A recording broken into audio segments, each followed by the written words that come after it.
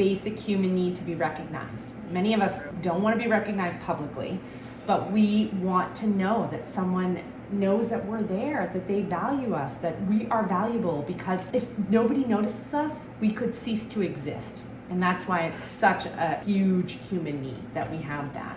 So you think back in your life to the one person that always believed in you, whether it was a teacher or a coach or a church person or whatever it was.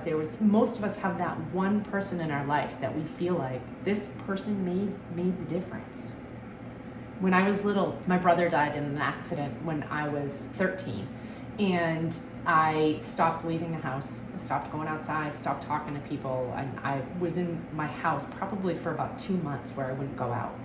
And my mother one day woke me up and said, okay, we're going to visit your grandmother. And I was like, I don't want to go.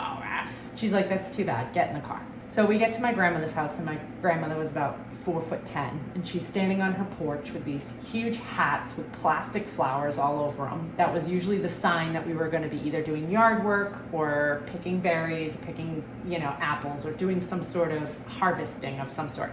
So she comes trotting down off the porch, and I'm in the back seat, sitting, my arms crossed, and she opens a door and she says, Bethy Boo, I need your strong little body and your energy to jump out of that car and come help me with my plants. You are exactly the person that I need.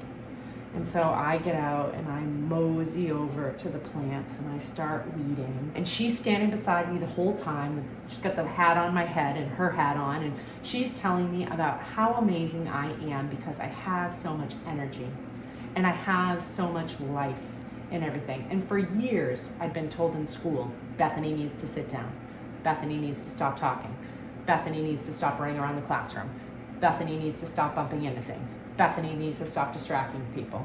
So as I got older, I got very, very quiet and withdrawn because people had told me that that was not a very great thing to have, and they tried to squish it out of me, and I did because I wanted to please them.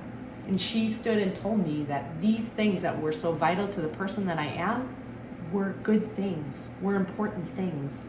And she always had. My grandmother had the unique capacity to being able to make you feel like you were the most important person in the world. So throughout that afternoon, I got taller and taller and taller. And then when I got older, I can remember being about 16 years old and asking a bunch of my friends on a Friday night, like, what are we gonna go do? And they were like, let's go hang out with your grandmother, because they had that relationship with her too. And many of them kept in touch with her through college and everything else, because she always made you feel that way. I think I have 27 cousins, 27 cousins, and every one of us thought that we were the favorite grandchild. Even as adults, we were like, no, what are you talking about? I was the favorite. No, I was the favorite. Because she made us feel like we were the most important person in the world. And we want our kids to feel that way. We want the kids that we interact with to feel that way. Because when they do, they feel supported enough to take a risk, to do something that's outside of their comfort zone. It could be making a new friend. It could be going into the classroom. It could be using the bathroom again when he's asked to. All those things are a risk, but if he feels supported and valuable enough, he'll be willing to do it. So anytime you find that there's a person that interacts with him in that way, be like, okay, how can I get this person around my kid more? Because he thrives when they're around, because they need it from other people, not just their parents, for sure.